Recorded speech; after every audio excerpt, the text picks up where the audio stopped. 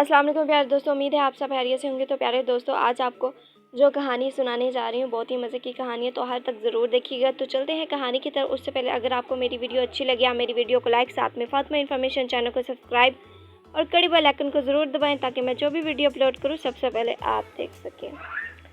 एक रोज़ नायला अपने कस्बे से कुछ फासले पर लगने वाले मेले में शिरकत करने के लिए घर से निकली। इसने देखा कि एक थैले पर एक आदमी आवाज़ें लगा रहा है कि टोपियाँ ले लो, टोपियाँ ले लो, बहुत प्यारी टोपियाँ हैं। नायला ने इसे कहा, मैं तो वो सुर्ख टोपी लूँगी जिस पर सितारे लगे हुए हैं। थैले वाला आदमी कहने लगा, वो टोपी बेचने के लिए नहीं है।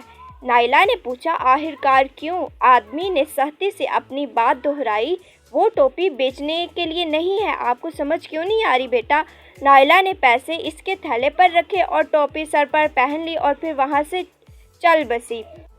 इस आदमी ने पीछे से ऊंची आवाज़ लगाई, उसे सर पर वापस आ जाओ जिसकी तुम मलकियत हो। ये सुनते ही नायला के साथ अजीब व गरीब वाक़यात होने लगे। इसने अपनी सहेली उर्वा को आते हुए देखा और इसे कहने लगी, क्या हाल है उर्वा? लेकिन उर्वा ने इसकी तरफ ज़रा भी तवज्जो ना दी बल्कि इसके पास से गुजर गई जैसे ही नायला वहाँ खड़ी ही ना हो। फिर नायला ने चचा आसिफ को देखा। वो बोली, सलाम चचा आसिफ, लेकिन वो भी इसके पास से यूं ही गुजर गए जैसे उन्होंने नायला को देखा ही ना हो।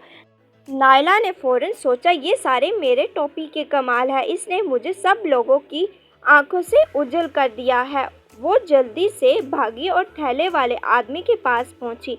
आदमी इसे देखकर मुस्कुराया और कहने लगा, मुझे मालूम था तुम वापस ज़रूर आओगी, क्या कोई मुश्किल है?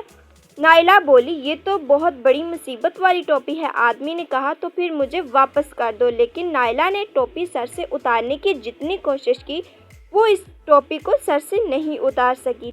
थैले वाला दुकानदार मुस्कुराया और मुंह ही मुंह में कुछ पढ़ने लगा। तभी नायला ने इसकी शक्ल गौर से देखी कि जैसे इसका चेहरा टेढ़ा सा नज़र आता हो। टोपी नायला के सर से उतरी और दोबारा थैले पर अपनी जगह पर सज गई। नायला बोली, ये बहुत अजीब बात है, ये तो जादू है। थैले वाला बोला, हाँ बिल्कुल।